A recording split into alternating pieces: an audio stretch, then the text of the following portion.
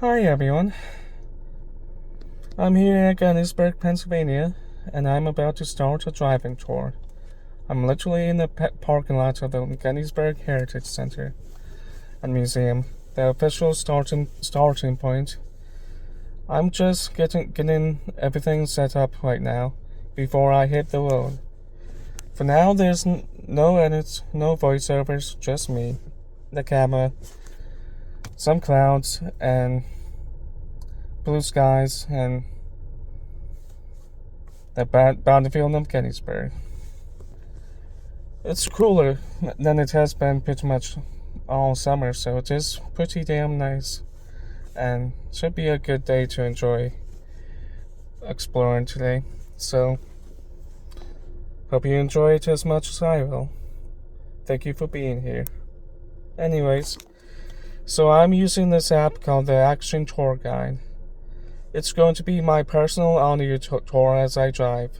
The app is telling me to make sure it's the only app running on my phone for the best experience. So I'm just closing everything else out.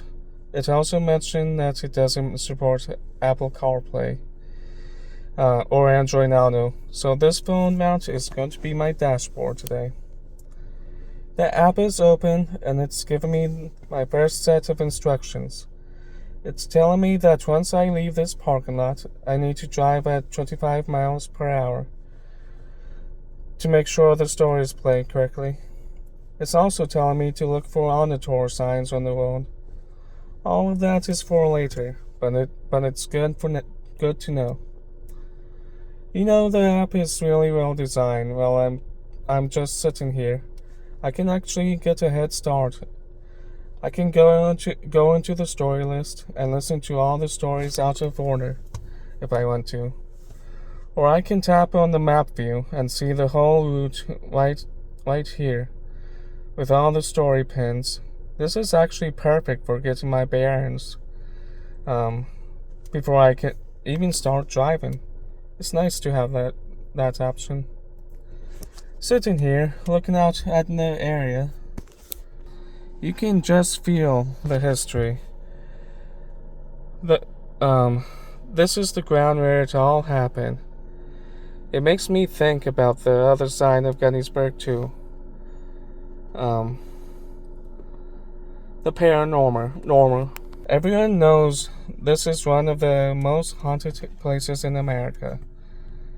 The app doesn't talk about it, but with all the history here and the number of lives lost, it's impossible not to think about the stories you hear, the ghosts, the sounds.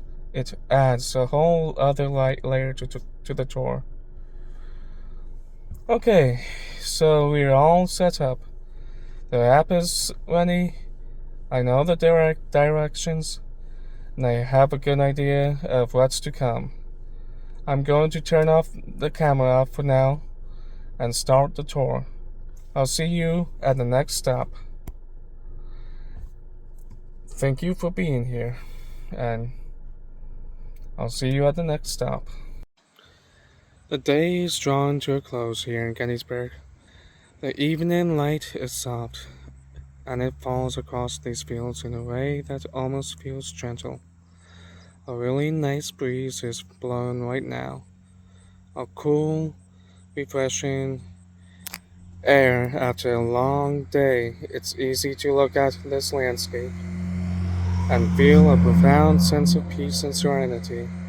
And yet, even with a constant hum of cars and trucks from the main road in the background, a different kind of quiet settles in. It's a silence that is almost impossibly heavy and a weight of history pressing down on the very soil.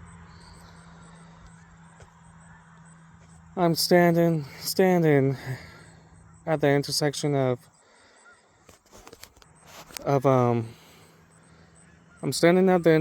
Lincoln Highway and Stone Meridith Avenue, and as the light fades, I find myself thinking about another evening over 160 years ago, On the afternoon of July 1st, 1863, the sun would have set on a very different scene. It would have set on the aftermath of a ferocious battle on a field torn apart by artillery and on a silence that was broken only by the cries of the wounded. This is where the first day of Gettysburg was lost. It's where General Buford's cavalry, a handful of men on horseback, stood against a tidal wave. I'll continue this. Tidal wave of Confederate infantry. They weren't fighting for a decisive victory. They were fighting for time. With every shot they fired, with every moment they held their ground, they were buying seconds, minutes, and hours for the rest of the Union Army to arrive. Think of that raw, unyielding courage, the knowledge that you are upon a sacrifice, and you choose to make that sacrifice anyway.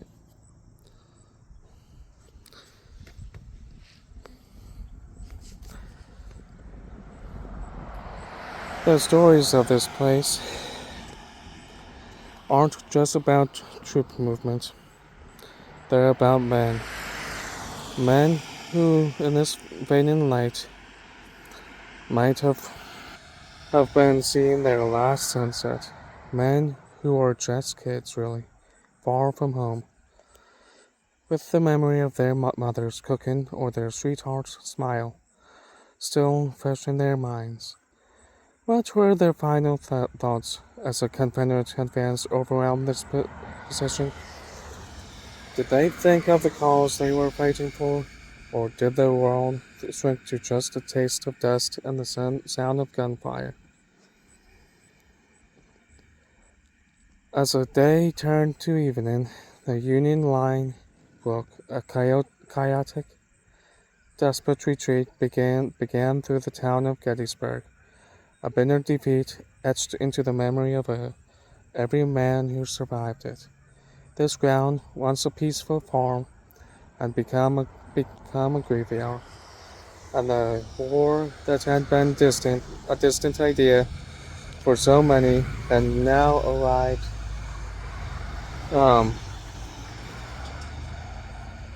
with a brutal reality. The quiet that we feel now, this nice breeze, it's a gift, paid for by the suffering of those men. The monument behind me, well, ahead of me, a cold stone that points to a memory, but the real monument is the land itself and the stories it holds. It's up to us to remember them and preserve them, to understand that history isn't just in the past, it's right now. Every choice we make, every step we take, every path we take, it's right here in the shadows that lengthen across these fields. A quiet and solemn reminder of the price that was paid. Even with the faint hum of our modern world passing by, history is still here. And with the modern day, we need to note what has happened and what has brought us here. Evening, everyone. I'm here tonight in Gettysburg as the sun begins its slow descent below the horizon, painting the sky in these incredible hues of orange and gold. Look around. There's a real sense of peace settling over the landscape right now. It's almost hard to imagine that this very ground beneath my feet holds such a heavy history. Out here with me tonight, um, we have a small gathering of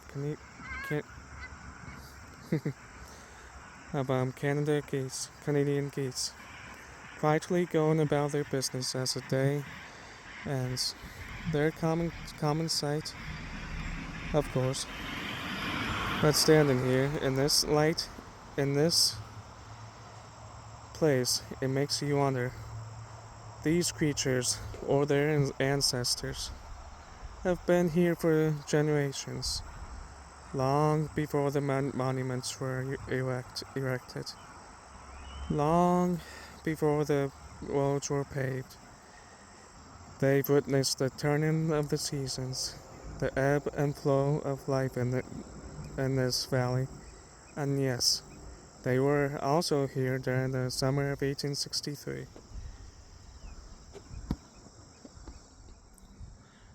Think about that for a moment. With those thick, the air here would have been thick with the smoke of battle, the ground trembling with the roar of cannons. These peaceful fields would have been a scene of unimaginable chaos and violence. And these geese, where would they have been? Taking flight in terror? Seeking shelter amidst the destruction? It's a sobering thought, the enduring presence of nature against the backdrop of human conflict. Just beyond, um, just beyond this field flows Willoughby One, a seemingly small stream, but one that became a significant landmark during the first day of the battle. When we get over there, not today, because again the sun's setting and it's a little too late for that. But once we get over there, there's a little hiking trail that takes you through these woods and takes you down to Willoughby One, and that's one of the things we'll do once we get there. Maybe tomorrow, hopefully tomorrow. But because the sun has set, we don't have time tonight. Well, it's setting. We don't have time tonight, so we'll do that tomorrow. But um, but one Willoughby One, a seemingly small stream, but one that became a significant landmark during the first day of the battle. It was a natural obstacle, a point of contention, where young men on both sides, fighting for what they believed in, clashed with ferocity. That's difficult to comprehend now in this tranquility, and that farm over there. It stood as a silent observer, its fields becoming a stage for pivotal moments in American history. There's such a powerful contrast here, isn't it there? The breathtaking beauty of this sunset, the gentle breeze on my face, peaceful sight of these geese, all set against the backdrop of a place that witnessed so much suffering. It's almost as if nature offers a constant cycle of renewal, a quiet way of reclaiming even the most scarred landscapes.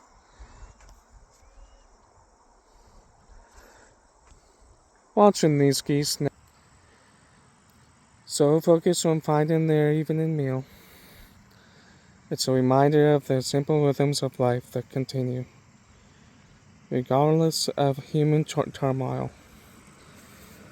They embody a resilience, a connection to the land, as it should.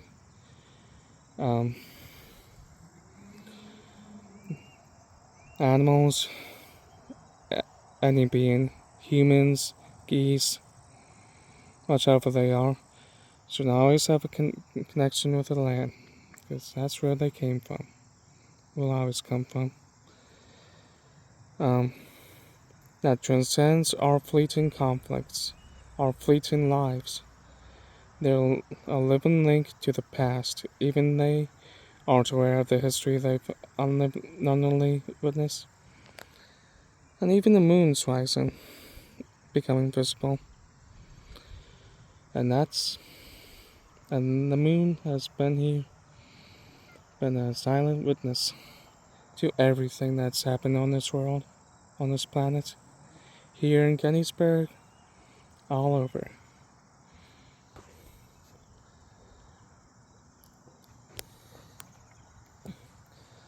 As the last direct light fades and the colors in the sky deepens, I feel a sense of both profound respect and a touch of melancholy. Respect for the sacrifices made on this ground, and the quiet sadness for the human cost of this conflict, but also a sense of gratitude for the peace we experience here tonight. A peace that perhaps these very geese also appreciate in their own way. This evening in Gettysburg, it's a powerful reminder of the enduring presence of both history and the nature forever intertwined in this remarkable place.